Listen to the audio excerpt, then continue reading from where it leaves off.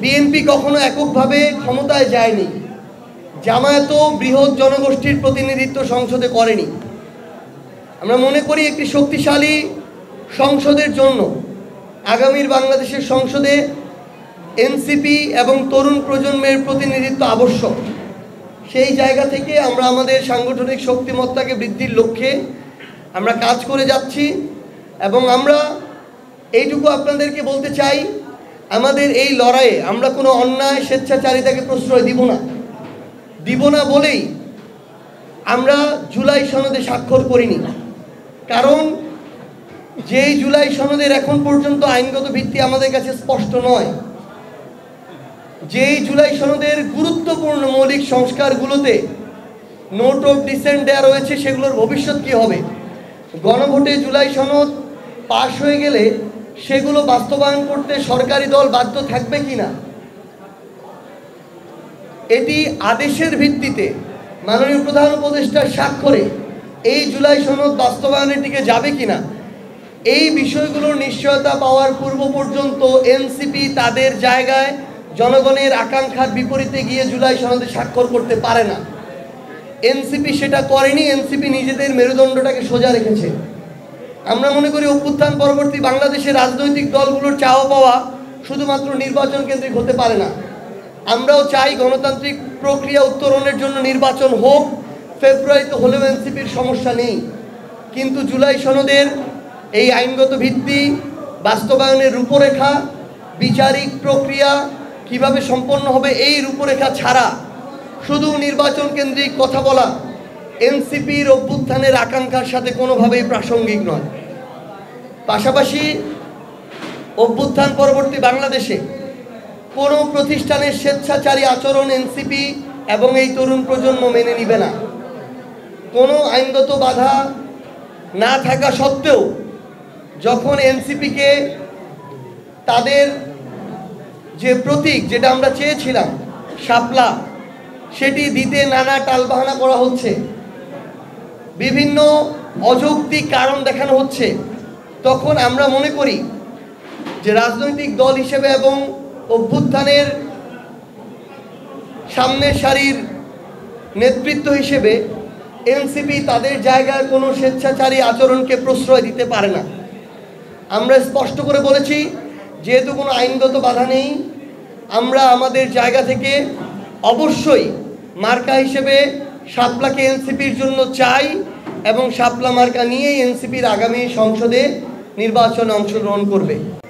আমরা মনে করি শাপলা না দেওয়ার কোনো প্রশ্নই নাই।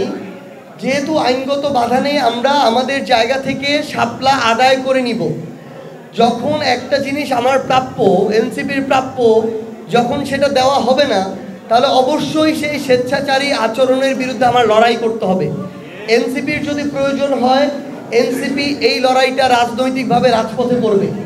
যদি প্রয়োজন হয়, বাংলাদেশের 64 জেলার 495 উপজেলার এনসিপির অভ্যুত্থানের নেতৃবৃন্দ রাজপথে নেমে এই অধিকারের জন্য লড়াইটা করবে। তো আমরা আমাদের জায়গা থেকে মনে করি যে আমরা শাপলা প্রতীক নিয়েই আগামী নির্বাচনে অংশগ্রহণ করব। এনসিপি তাদের জায়গা থেকে কারোর সাথে অ্যালায়েন্স করবে কিনা, এটা নির্ভর করবে বেশ কিছু বিষয়ের উপরে।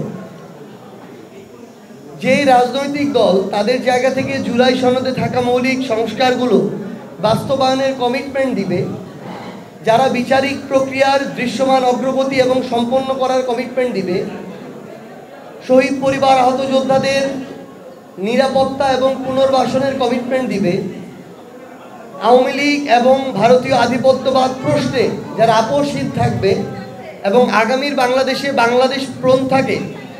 বাংলাদেশ পন্থাকে কাজে এবং কথায় তারা বাস্তবায়ন করবে, তাদের সাথে আমাদের ইলেকটোরাল অ্যালায়েন্স হতে পারে। এখন পর্যন্ত বিভিন্ন রাজনৈতিক দল পরস্পরের সাথে ইলেকটোরাল অ্যালায়েন্সের বিষয়ে আলোচনা করছে। এনসিপি যদি এই কমিটমেন্টগুলো পায়, তাহলে কোনো রাজনৈতিক দলের সাথে অ্যালায়েন্স হতে পারে। যদি না পায়, তাহলে শুধুমাত্র কয়েকটি আসনের জন্য কারোর সাথে এনসিপি অ্যালায়েন্স করবে না, এককভাবে নির্বাচন করবে। যেই জুলাই সনদে বাংলাদেশের গুরুত্বপূর্ণ 3টি রাজনৈতিক দলের মধ্যে একটি রাজনৈতিক দলের স্বাক্ষর নেই, যেই জুলাই সনদে অভ্যুত্থানে যারা সামনের সারিতে থেকে অভ্যুত্থানকে সংগঠিত করেছে এবং নেতৃত্ব দিয়েছে, তাদের প্রতিনিধিত্বকারী রাজনৈতিক দলের স্বাক্ষর নেই, আমরা মনে করি ওই অভ্যুত্থানে বাংলাদেশের সামগ্রিক মানুষের আশা আকাঙ্ক্ষার অভ্যুত্থানের আকাঙ্ক্ষার প্রতিফলন ঘটেনি। এই জুলাই অভ্যুত্থানের পরে এই জুলাই সনদ এখন পর্যন্ত একটি অসম্পূর্ণ জুলাই সনদ।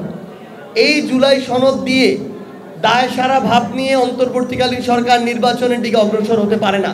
তাদেরকে এই দায়বদ্ধতা পূরণ করেই নির্বাচনের কথা চিন্তা করতে হবে।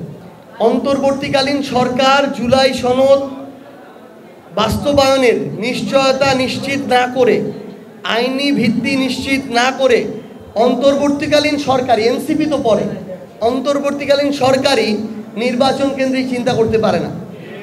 এবং স্পষ্ট কথা, আমরা জানি আপনারা সকল, অন্তর্বর্তীকালীন সরকারকে বলছি যে সকল মামলার সকল আসামির রায় আপনারা ফেব্রুয়ারির মধ্যে দিতে পারবেন না, কিন্তু এই প্রত্যেকটি গণহত্যা, হত্যাযজ্ঞের সাথে যারা জড়িত ছিল, নির্দেশদাতা ছিল, এইরকম অন্তত প্রথম 50-100 জনের রায় যদি আপনারা আপনাদের জায়গা থেকে কার্যকর না করতে পারেন, তাহলে আপনারা আপনাদের এই বিচার কেন্দ্রিক যে দায়বদ্ধতা সেটা আপনারা মিট করেন না, এবং সেটাকে উপেক্ষা করেও শুধুমাত্র দায় সারা ভাব দিয়ে আপনারা নির্বাচনের চিন্তা করতে পারেন না।